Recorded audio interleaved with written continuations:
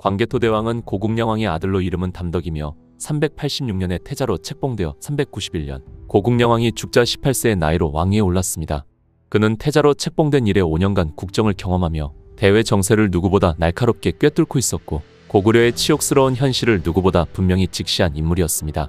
당시 고구려는 외적으로는 한강 이북 대부분을 빼앗긴 상태였고 내적으로는 왕권이 강화되는 중에 왕의 젊은 나이에 대한 불안이 번지고 있었습니다. 백제는 강력했습니다. 371년 근초고왕이 평양성을 공격해 고국원왕을 전사시킨 이후 고구려는 그저 힘을 비축할 뿐 뚜렷한 반격을 하지 못했습니다. 남방은 백제에 흔들렸고 동남의 신라 역시 백제의 압박에 흔들리고 있었으며 서쪽의 후연은 요동의 패권을 넘보았고 북쪽의 거란과 비련은 국경을 넘어 백성들을 노예로 납치해가는 일이 끊이지 않았습니다. 이처럼 사면초가였던 고구려의 왕위에 앉은 이는 이제 막 성인이 된 젊은 왕 담덕이었습니다. 그러나 그는 무너지기 위해 왕이 된 것이 아니었습니다. 즉위하자마자 그는 무기를 정비하고 장수를 소집했습니다.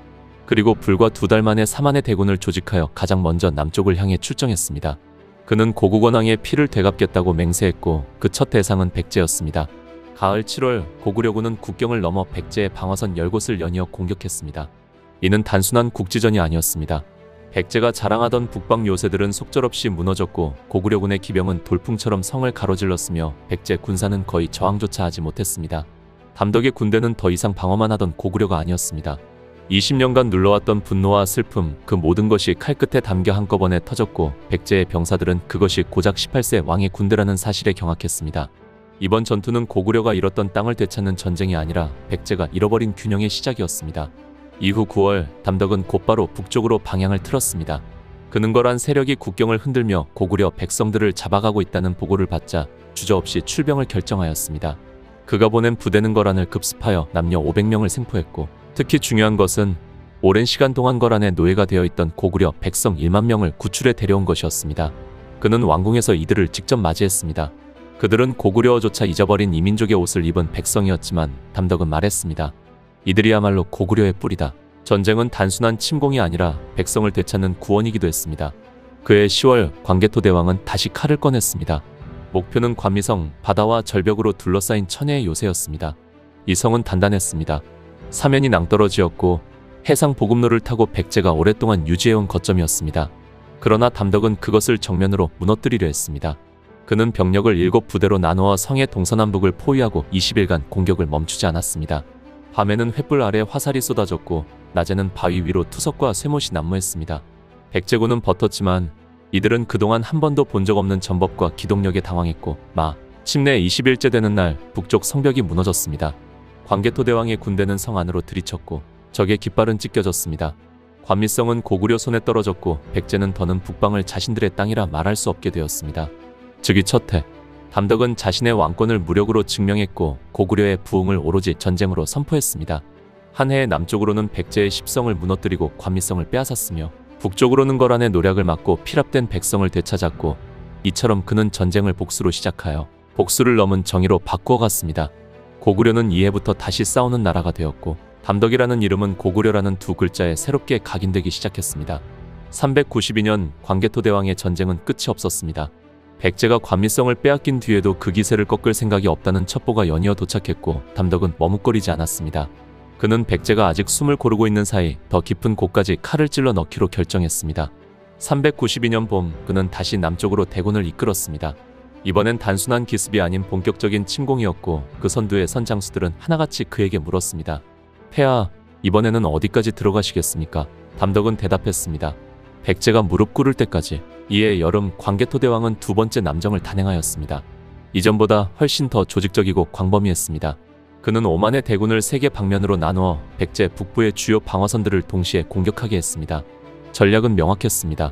첫째, 백제가 아직 복구하지 못한 관미성 방면으로 다시 압박하여 고구려의 위협이 계속된다는 인식을 심어줄 것. 둘째, 새로운 전선을 열어 백제의 병력을 분산시킬 것.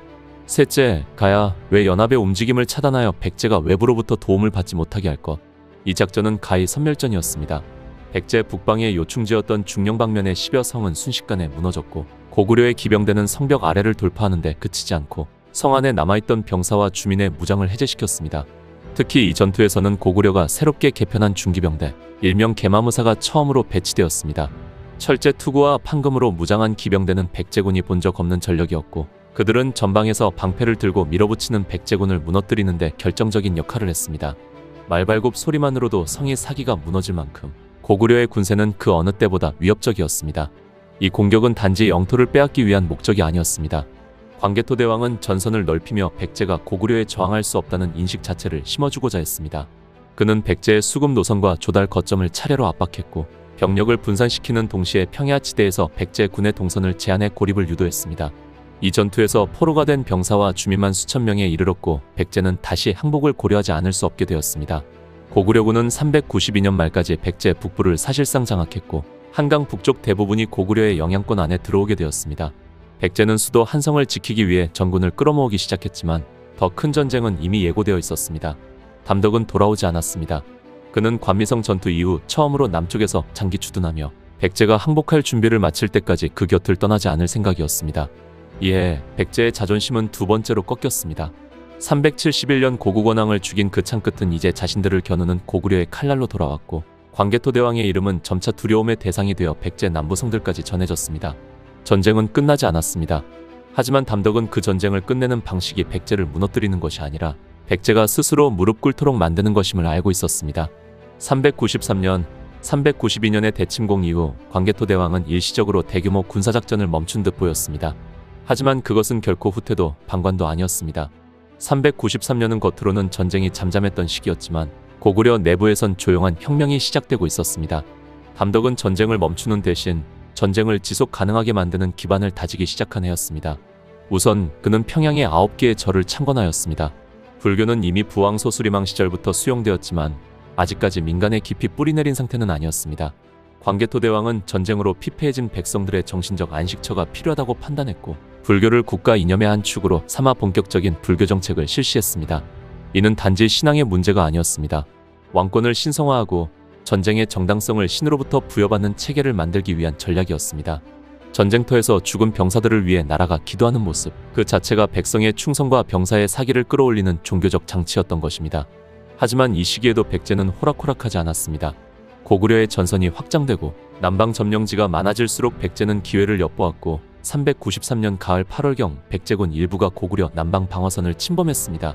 이는 대규모 전쟁은 아니었지만 담덕은 즉시 군을 보내 이를 격퇴하게 하였습니다. 그는 당시 전면전을 벌이지 않았지만 남방 요충지에 소규모 군단 주둔지를 다수 배치해 백제가 다시는 쉽게 침범하지 못하도록 방어 체계를 세웠습니다.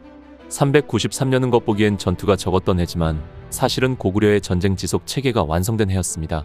광개토 대왕은 전쟁을 벌이는 동시에 전쟁이 끝나지 않음을 준비했습니다. 평양에 사찰을 세우고 군사 주둔지를 보완하고 백성들에게 고구려가 신의 가호 아래 있다는 것을 각인시켰습니다.